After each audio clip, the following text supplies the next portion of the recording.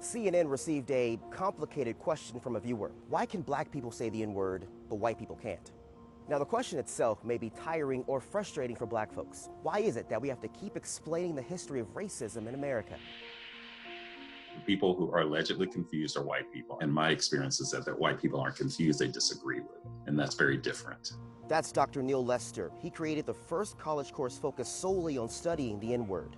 I don't want to dismiss the question. What I'm saying is that question is so loaded with nuance that is actually more about the person asking the question than it is about the question.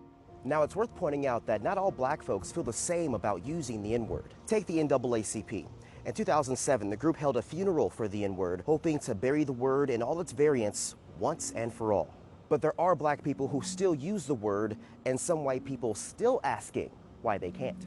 So let's say there is a double standard and black people have permission to say it. I love black people, but I hate. There are so many ways in which our American history has been a double standard. Jim Crow was a double standard. The fact that there are a group of people who look like me who were enslaved in this country is a double standard. The saying of this word is not really a double standard. It's just saying, you know, here are some consequences if you say this. White people have used and continue to use the N-word to oppress black people. So when a white person says the N-word, even if they're reciting Huck Finn in class or rapping along at a concert, it carries that historical weight of racism. Wait. You gotta bleep one single word, though. Oh, I'm sorry. Did I do it?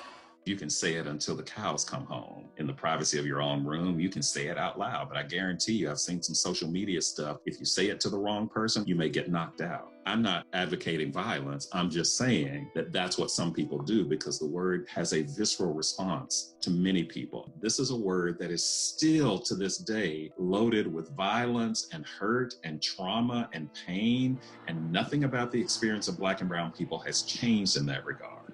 So, if you're white and wondering why you can't say the N-word, ask yourself this: why do I care so much?